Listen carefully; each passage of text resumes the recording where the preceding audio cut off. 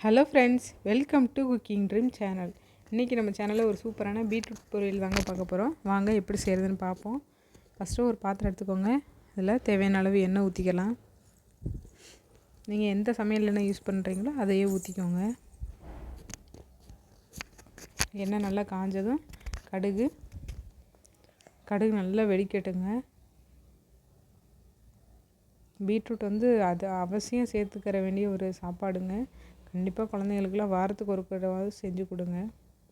இப்போ கடுகு நல்லா வெடிச்சிருச்சு. ஒரு பெரிய வெங்காயம் அதை நல்லா குட்டி குட்டியாக கட் பண்ணி போட்டிருக்கேன். அதோட கொஞ்சம் போல் கருவேப்பிலை. வெங்காயம் நல்லா வதக்கி விட்ருங்க. அடுப்பு சிம்லேயே வச்சு வதக்கி விடுங்க. காரத்துக்கு வரமிளகா தான் சேர்த்துக்கிறணும். நான் 2 சேர்த்துருக்கேன். உங்களுக்கு எவ்வளோ தேவையோ அந்தளவுக்கு சேர்த்துக்கோங்க. போட்டு நல்லா வதக்கி விட்ருங்க.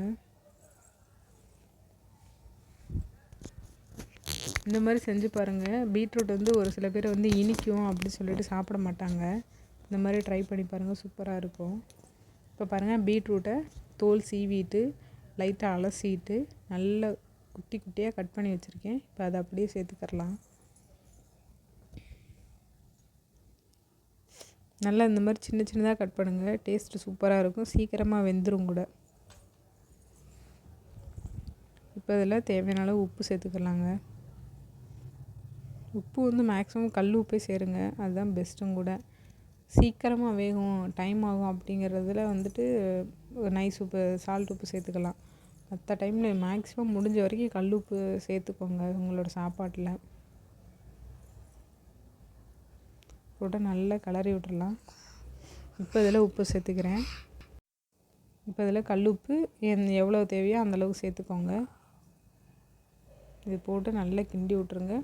உப்பு நல்லா சாரட்டும் காயில் எல்லாத்துலேயும். அடுப்பு ஓரளவுக்கு மீடியம் ஃப்ளேம்லேயே வச்சு கிண்டி விடுங்க.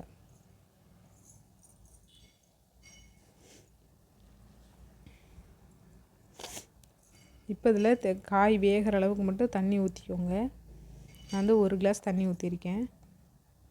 நீங்கள் அப்படி இல்லை அப்படிங்கிற பட்சத்தில் குக்கரில் 2 விசிலுக்கு பீட்ரூட்டை தனியாக வேக வச்சும் கூட எடுத்துக்கரலாம். அதுவும் நல்லாயிருக்கும். அப்படி இல்லைன்னா இந்த மாதிரியே செஞ்சு பாருங்கள். இதுவும் சூப்பராக இருக்குங்க. இப்போ இதை மூடி போட்டு ஒரு 5 நிமிஷம் நல்லா வேக வச்சிடலாம். தண்ணிலாம் நல்லா கொதித்து வேகட்டும் காயெல்லாம் சேர்ந்து. இப்போ பாருங்கள், தண்ணி ஓரளவுக்கு வற்றி இருக்குது. காயும் நல்லா வெந்திருக்கு. அப்பப்போ மட்டும் எடுத்து கிண்டி விடுங்க. இப்போ இதில் கொஞ்சமாக மஞ்சத்தூள் போட்டுக்கலாங்க. ஒரு 1/4 ஸ்பூனுக்கு. இது சும்மா ஒரு ஃப்ளேவருக்காக மட்டும்தான், கலர் கொடுக்காது. பீட்ரூட்டுக்கு அடிச்சுக்கிற கலர் முடியாது. அதனால் லைட்டாக ஃப்ளேவருக்காக மட்டும்தான். சூப்பராக இருக்கும் ஆனால் மஞ்சத்தூள் சேர்த்தா. இதையும் போட்டு நல்லா கிளறி விட்டுறலாம்.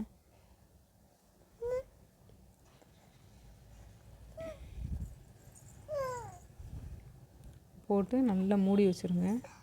மூடி வச்சிட்டிங்கன்னா இந்த இருக்கிற தண்ணி நல்லா வற்றிடும். மஞ்சத்தூளோட ஃப்ளேவர் எல்லாமே நல்லா இறங்கிரும். பாருங்கள், தண்ணி எதுவுமே இல்லை. நல்லா இறுகிருச்சு.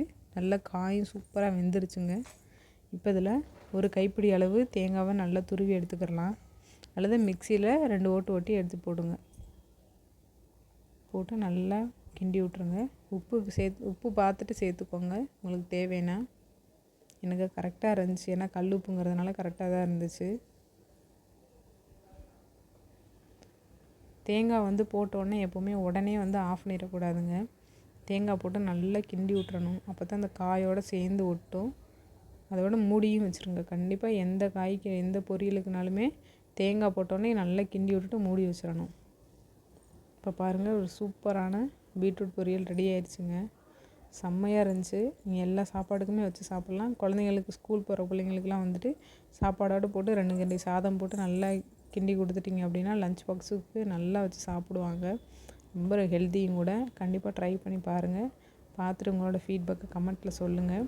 நம்மளோட சேனலை கண்டிப்பாக சப்ஸ்கிரைப் பண்ணி வச்சுக்கோங்க. சப்போர்ட்டும் பண்ணுங்கள். தேங்க்ஸ் ஃபார் வாட்சிங். இப்படி தான் இருந்துச்சு பீட்ரூட்டோட லுக்கு. பை.